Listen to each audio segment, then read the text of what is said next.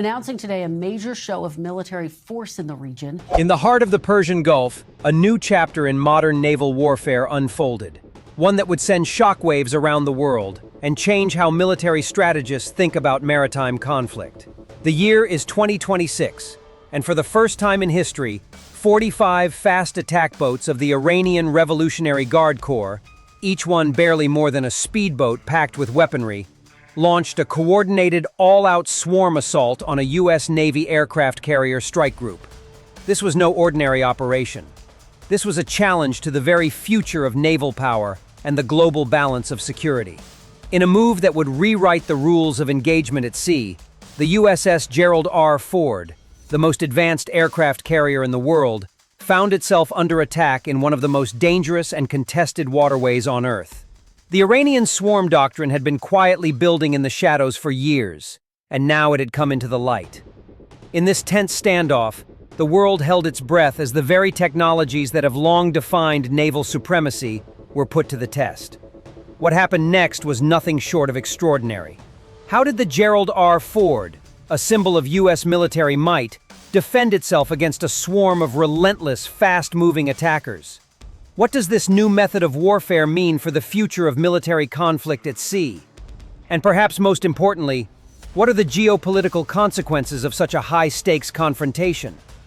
In this video, we'll break down every phase of the assault, starting with the political triggers behind this unprecedented attack, the development of Iran's swarm tactics, and the role of the Gerald R. Ford's layered defense systems. From the first signs of aggression to the final moments of the standoff, we'll dissect the strategies, technologies, and decisions that define the outcome. But the implications go beyond just the military. The world is watching, and this attack signals a new era of naval warfare, one where sheer numbers and speed may be just as important as firepower and size. Could this new doctrine change the way naval forces around the world prepare for conflict? Is this the beginning of a more dangerous and unpredictable era of warfare on the seas? And in a broader sense, how will global powers respond to such an unprecedented challenge? With tension already high in the Middle East, this confrontation has the potential to spark a chain reaction that reverberates far beyond the shores of the Persian Gulf. This could be the most significant naval confrontation since the infamous Operation Praying Mantis of 1988. And it's not just about what happens at sea, it's about the strategic shifts that will ripple across the globe. Stay tuned as we dive deep into this naval standoff, unpacking the tactics, technology, and world-changing consequences of one of the most intense moments of naval warfare in modern history. You won't want to miss this. In the summer of 2026, the world witnessed a naval confrontation unlike anything seen before. The Persian Gulf, a body of water that has been at the center of geopolitical tensions for decades, became the stage for a high-stakes standoff that would forever change the way the world viewed maritime warfare. At the heart of this confrontation was the USS Gerald R. Ford, the flagship of the United States Navy, and one of the most advanced aircraft carriers ever built.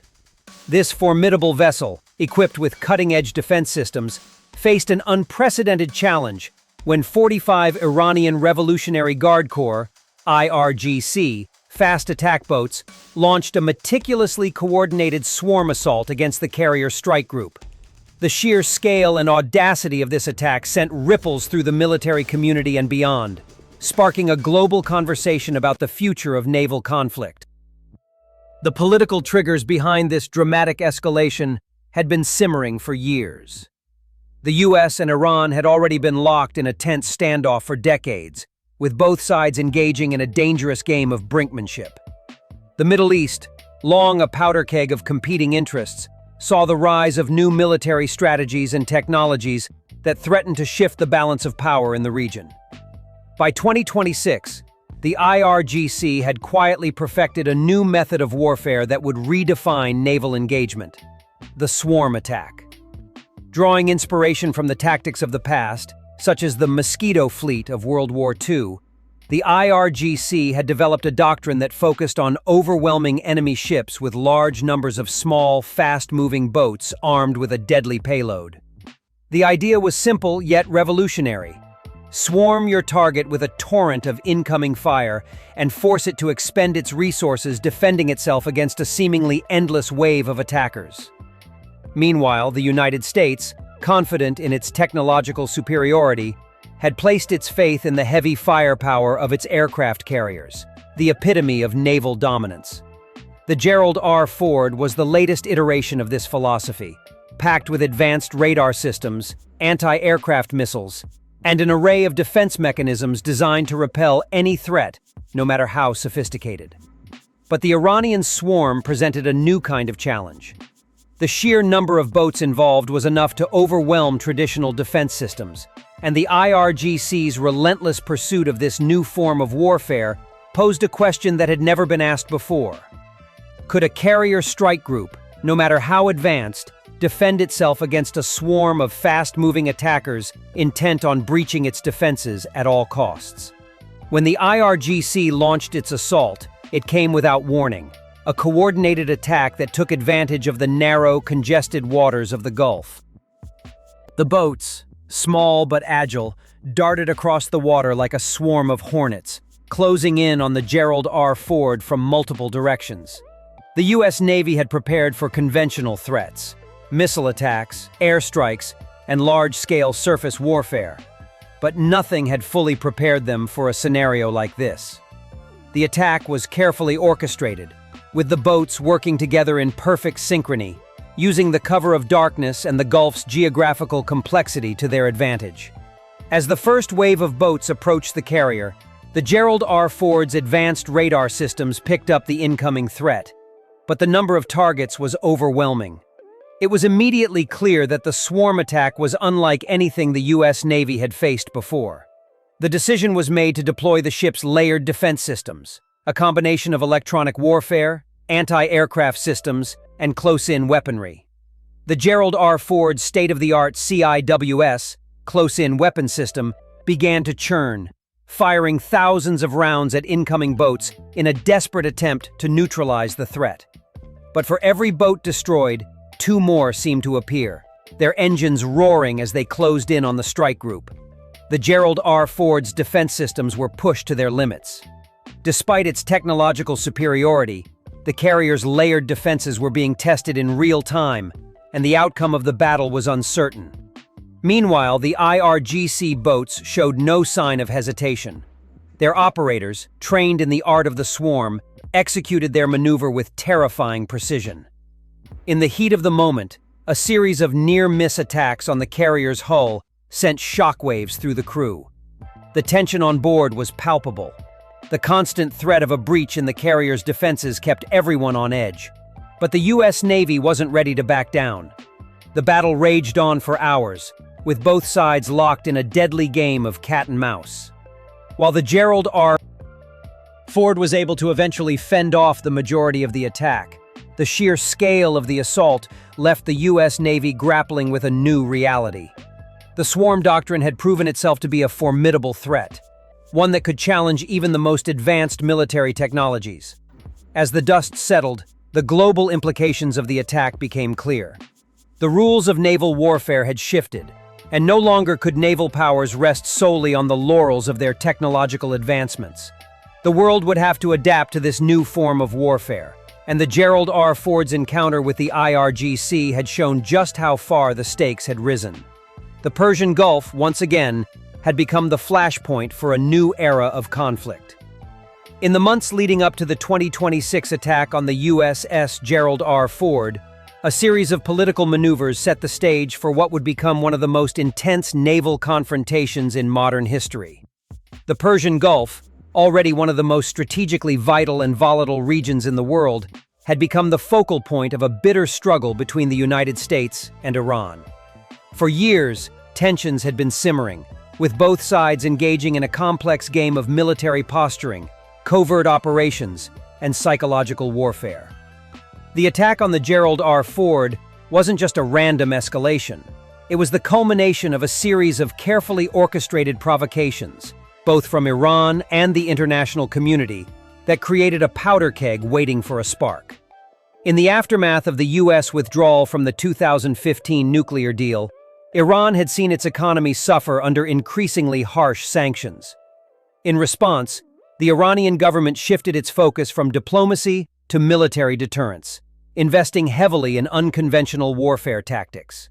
The Iranian Revolutionary Guard Corps, IRGC, became the focal point of this new strategy, with Supreme Leader Ali Khamenei's administration publicly announcing the shift toward asymmetric warfare.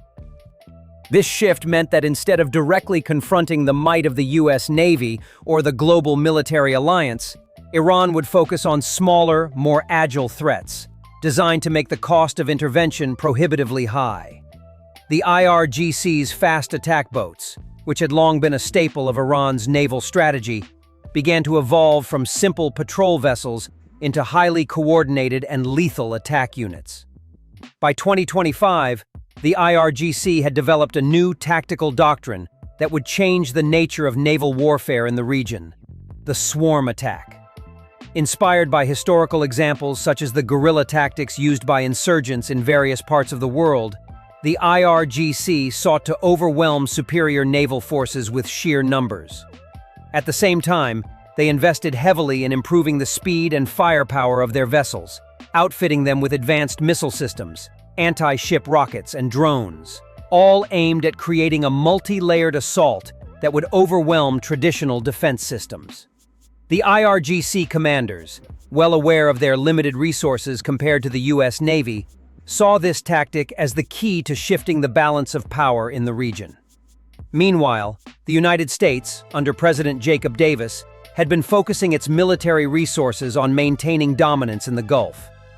The Gerald R. Ford was a symbol of American technological superiority, packed with the latest advancements in radar, missile defense, and electronic warfare.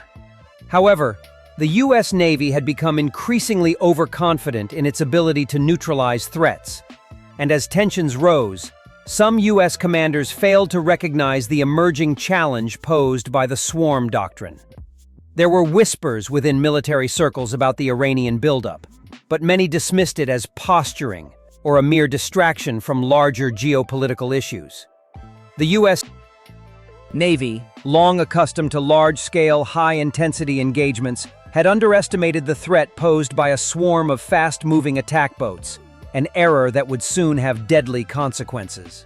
The political situation in the Middle East was increasingly unstable. The U.S. had maintained a heavy military presence in the region, including a permanent carrier strike group in the Gulf. At the same time, Iran had been emboldened by a series of proxy successes across the Middle East, including in Yemen and Syria, where Iranian-backed militias had gained significant ground. The United States' role as the dominant power in the region was being questioned by both regional actors and global competitors like China and Russia, both of whom had been increasing their presence in the Gulf and surrounding areas. Tensions between the U.S. and Iran reached a boiling point after the assassination of a high-ranking Iranian military commander by a U.S. drone strike, a move that Iran interpreted as a direct act of aggression. The Iranian leadership, now facing international isolation and internal economic collapse, saw this as their opportunity to shift the balance of power and show the world that they were still a force to be reckoned with. In the months leading up to the attack, the Iranian military conducted a series of provocations, including the harassment of commercial vessels passing through the Strait of Hormuz. U.S. naval forces responded with show-of-force operations, but both sides seemed to be caught in a dangerous cycle of escalating tensions. The IRGC had been quietly rehearsing its swarm tactics, launching smaller-scale tests of its capabilities, but the attack on the Gerald R. Ford was the first time these tactics were deployed in full force. The final trigger for the attack came when a U.S. Navy vessel conducted a routine exercise near the Iranian coastline. In a move designed to assert dominance, the U.S. had sent a destroyer into contested waters, testing Iran's resolve. The Iranian government viewed this as a direct challenge to its sovereignty, and in a response that caught the U.S. Navy off guard, the IRGC launched its swarm assault, a clear message that they were no longer willing to tolerate American military presence in the region without consequences. This attack would serve as a grim reminder of the rising threats in the region. While the immediate consequences were tactical in nature, the broader political ramifications were far-reaching. The balance of power in the Gulf was now in question, and the world could only watch as the next chapter in this dangerous geopolitical standoff unfolded. As the IRGC fast attack boats closed in on the USS Gerald R. the conflict began to escalate into a full-blown naval confrontation, testing both sides' strategies and technology. The swarm attack, the core of Iran's new naval doctrine, was relentless. The Iranian strategy relied on overwhelming a technologically superior opponent with a wave of low-cost, high-speed boats, each armed with a mix of anti-ship missiles, rockets, and drones. The boats, while seemingly unassuming, were equipped with the latest in Iranian military technology, including advanced radar jammers designed to confuse enemy targeting systems and high-speed torpedoes capable of evading detection until the final moments. It was an innovation born out of necessity.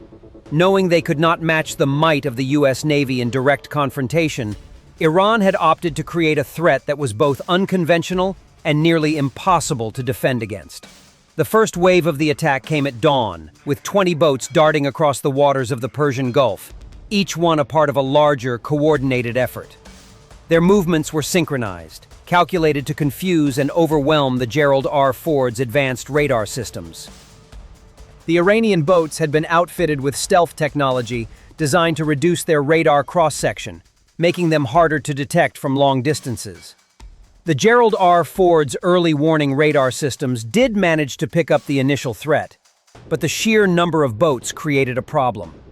The U.S. Navy's defense systems, while cutting edge, were not built to handle such an attack, especially not one as fast and chaotic as the swarm. To counter the swarm, the Gerald R. Ford immediately deployed its layered defense systems, including the Aegis Ballistic Missile Defense System, designed to protect against missile threats, and the Phalanx Close-In Weapon System, CIWS, which would serve as the last line of defense against incoming threats. The Aegis system targeted incoming projectiles and missiles, providing a first layer of defense. But the swarm of small boats was much more difficult to intercept. These boats, while equipped with smaller missiles and torpedoes, also carried drones that could fly above the attack, dropping payloads onto the carrier. The Gerald R. Ford's CIWS roared into action, firing thousands of rounds per minute to take down incoming drones and small projectiles.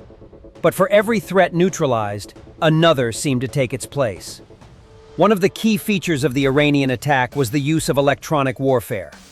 The fast attack boats had been equipped with jammers that interfered with the radar and communication systems of the Gerald R. Ford's strike group, rendering some of its sophisticated targeting systems ineffective. The U.S. Navy had anticipated some level of electronic disruption, but the intensity and sophistication of the jamming were far beyond what they had expected. Some reports suggested that the IRGC had even deployed mobile radar units positioned in nearby coastal areas to further confuse the U.S. Navy's targeting systems. The IRGC's strategy was not only to attack, but to blind their enemies, leaving the Gerald R. Ford vulnerable to multiple simultaneous threats. Despite these challenges, the Gerald R. Ford was not without its own countermeasures. The carrier's electromagnetic railgun, a new weapon system still in its developmental stages, was put into action, firing projectiles at speeds exceeding Mach 7, designed to disable or destroy enemy boats with pinpoint precision. However, with so many targets to deal with, the railgun could only be deployed sporadically. Even with its advanced weapon systems, the sheer volume of targets overwhelmed the carrier's defenses. The Gerald R. Ford was not designed to engage such a large number of low-tech, high-speed threats at once. As the attack intensified, the Gerald R. Ford's strike group was forced to adjust its tactics. The destroyers and cruisers in the strike group began launching their own anti-ship missiles to take down the IRGC boats from a distance, while the aircraft aboard the carrier were scrambled to provide air support. The Navy's F/A-18 Hornets and Super Hornets took to the skies, launching precision-guided munitions at incoming boats and drones.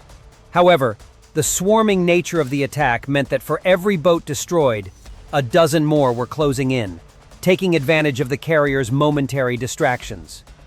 The counterattacks from the Gerald R. Ford's aircraft and missile systems were having an effect, but they were not enough to break the momentum of the swarm. In an unexpected turn, the IRGC launched a secondary wave of attacks. This wave was more diverse in its composition, with some boats attempting to breach the strike group's perimeter, while others launched suicide missions directly at the carrier, hoping to overwhelm its defenses with sheer force.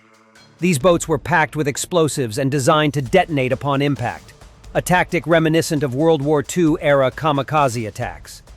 The attack escalated as the boats made their final desperate charge toward the carrier.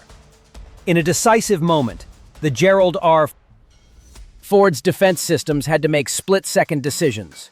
The CIWS took down several of the incoming suicide boats, but a few managed to slip past. One boat, carrying a payload of explosives, got close enough to detonate a small explosion on the carrier's starboard side. The blast caused a temporary power outage in some sections of the ship, shaking the crew to their core. While the damage was minimal, it was a warning. The swarm attack was proving to be an unpredictable and dangerous threat. In the chaos that followed, the U.S. Navy quickly activated backup systems and restored power. But the breach had sent a chilling message. The swarm was capable of penetrating even the most advanced defenses. The attack raged on for hours, with both sides sustaining damage. In the end, the Gerald R. Ford managed to neutralize the majority of the threat.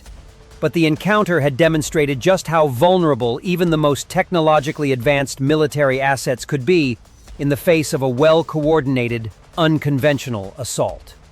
Iran's swarm doctrine, while still in its infancy, had proven itself to be a formidable challenge to conventional naval warfare. In the aftermath, both the U.S. Navy and the Iranian leadership claimed victory of sorts.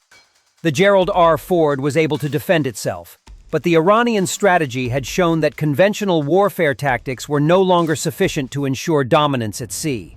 The consequences of this battle rippled far beyond the Persian Gulf. Naval powers around the world were forced to reassess their defense strategies, recognizing that small, agile boats armed with modern technology could pose a serious threat to even the most advanced fleets. The battle had not only changed the perception of naval warfare, it had set the stage for a new era of maritime conflict, where speed, agility, and unconventional tactics could be just as effective as firepower and fire control. The aftermath of the 2026 swarm attack on the USS Gerald R. Ford reverberated far beyond the Persian Gulf, shaking the foundations of global military strategies and redefining the future of naval warfare. While the United States Navy emerged from the confrontation with its flagship carrier intact, the battle exposed critical vulnerabilities in conventional naval defense systems. The global implications of this event extended into both military and diplomatic realms, sending shockwaves throughout the world's major naval powers. The first major consequence of the attack was a radical shift in military thinking. For decades, the prevailing belief in naval warfare was that large, heavily armed ships, such as aircraft carriers, represented the pinnacle of naval power. The USS Gerald R. Ford was a technological marvel, equipped with the latest in radar systems, missile defense, and offensive capabilities. But the swarm attack revealed that these assets were not invincible. Despite the carrier's state-of-the-art defenses, it had been unable to neutralize the full-scale, multifaceted assault of small, fast boats, using advanced jamming techniques and electronic warfare. Military leaders across the globe began to question whether traditional naval assets were worth the investment, or if smaller, more agile vessels, supported by innovative technologies like drones and electronic warfare systems, might be the future of naval dominance. At the strategic level, the United States and its allies had to rethink their presence in the region. The Persian Gulf had long been a hotspot of geopolitical conflict, but the 2026 attack served as a stark reminder of the ever-changing nature of warfare. The U.S. Navy had always assumed it could project power freely in this area, but now that assumption had been shattered.